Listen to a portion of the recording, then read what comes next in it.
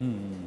அதான் தண்ணீரோட அந்த குடிநீரோட சுகாதாரத்தன்மை, தூய்மைத்தன்மை வந்து ஒரு தனிநபரால் பண்ண முடியாது, அல்லது ஒரு தனிநபர் சுத்திகரிப்பால் அது அரசாங்கமே அது முழு முயற்சியில் ஈடுபடுத்துன்னு சொல்கிறீங்க. இப்போ ஒரு 40 பேர் இந்த இதில் இந்த அமோனியா வாயு கசிவு ஆல் பாதிக்கப்பட்டு ஒரு 40க்கும் மேற்பட்டோர் வந்து பல்வேறு மருத்துவமனைகளில் அனுமதிக்கப்பட்டிருக்காங்க. பல்வேறு அந்த நோயின் அந்த பாதிப்பின் தன்மைக்கு ஏற்ப அவர்கள் குறைந்தபட்சம் எவ்வளோ நாள் அந்த ட்ரீட்மெண்ட்டில் இருக்க வேண்டியிருக்கும் சார்? அந்த நம்ம வந்து ஃபர்ஸ்ட் இப்போ பாதிக்கப்பட்ட அட்மிட் ஆகும்போது நம்ம பார்க்க வேண்டியது வந்து எந்த அளவுக்கு பாதிக்கப்பட்டிருக்கு, எந்த அளவுக்கு பாதிப்பிருக்கு. ஸோ அதுதான் நம்ம முதல்ல பார்க்க வேண்டியது.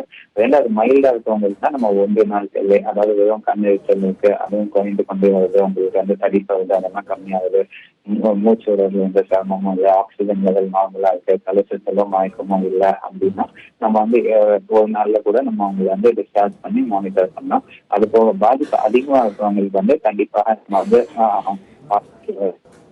பார்ப்போம். அது வந்து 3 to 7 நாள் வரைக்கும் பார்க்குற மாதிரி இருக்கும். உங்களுக்கு 7 நாட்கள் 3 to 7 3லேருந்து 7 நாட்கள் வரை ட்ரீட்மெண்ட்டில் இருக்கணுமா சார்? இருக்க வேண்டியது அவசியம் வந்து ஏற்படலாம். அப்படின்றப்ப 7 நாளுக்கு மேல வந்து உங்களுக்கு 99% ஆஃப் இதோட எந்த பாதிப்பும் இல்லாம கம்ப்ளீட்டா வந்து ஒரு ஹீலிங்குள்ள வந்து எல்லாருமே வந்து போயிருவாங்க. கொஞ்சம் பேர் வெறும் மிகுதியானவங்களுக்கு அப்பதான் உங்களுக்கு லங்ஸ்ல வந்து உங்களுக்கு இந்த ஃபைப்ரோசிஸோ இல்ல லங் இன்ஃப்ளமேஷனோ நடக்கிறது வந்து தெரியும். அவங்களுக்கு வந்து அதுக்கு மேலேயும் வந்து ட்ரீட்மெண்ட் வந்து தேவைப்படணும். இது வரைக்கும் நமக்கு நடந்த விஷயத்துல அந்த அளவுக்கு யாரும் போனதில்லை. இந்த வாட்டியும் அதே மாதிரி நடக்கும் அப்படின்றத நம்ம வந்து நம்புவோம். ஆனால் இந்த வாயு கசிவுகள் இருக்கிறது இந்த மாஸ்க்கு இல்லாட்டா இந்த தற்காப்பு கருவிகள் ஏதாவது மருத்துவ ரீதியாக இருக்கா சார்? இந்த வாயு கசிவு அவங்களுக்கு ட்ரீட்மெண்ட் கொடுக்குறவங்களுக்கு அது திரும்ப அந்த பாதிப்பு ஏற்படாமல் இருக்கிறதுக்கு, திரும்ப அந்த பகுதியில் இருக்கக்கூடிய மருத்துவமனைகள் உள்ள மருத்துவர்களுக்கு அந்த தற்காப்பு கருவிகள் ஏதாவது இருக்குதா சார்? நம்ம யூஸ் பண்ற N95 மாஸ்க் அப்படின்னு சொல்லுவோம் இல்லையா, கோவிட் டைம்ல அந்த மாஸ்க் ஓரளவு பலனளிக்குமா சார்? அது பலனளிக்குமா மாஸ்க் போடுறது, இந்த வாயு கசிவுலேருந்து பாதுகாக்கிறது மாஸ்க்?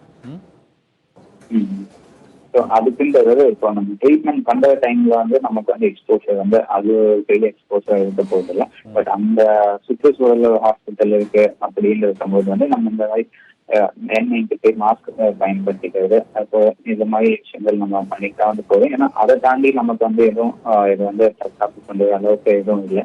இல்லாட்டி டோட்டலா ஹோல் பாடி அந்த ஹண்ட்ரட் ஷூட் அப்படின்னு சொல்லுவோம். அதாவது உங்களுக்கு இந்த கோவிட் டைம்ல எல்லாம் பார்த்துருப்பீங்க, லேப்ல எல்லாம் சயின்டிஸ்ட் எல்லாம் யூஸ் பண்றது. ஸோ அந்த மாதிரி பயன்படுத்தினாதான் உங்களுக்கு வந்து எக்ஸ்போஷர் வந்து மினிமமா கொண்டு வர முடியும். அது வந்து நம்ம ப்ராக்டிக்கலா வைத்துக் கொள்வதோ இல்லை யூஸ் பண்ணுவதோ வந்து இன்னத்துக்கு வந்து பாசிபிளா இல்லை. இவ்வளவு முயற்சி, அதாவது நம்ம ஸ்டெப்ஸ் எடுக்கிறோம், இந்த மாஸ்க் போடுறோம், டிஸ்டன்ஸ் விட்டு தள்ளி போறோம், இது எடுத்தாலே வந்து இந்த இடத்துக்கு அது வந்து தகுந்த இருக்கு.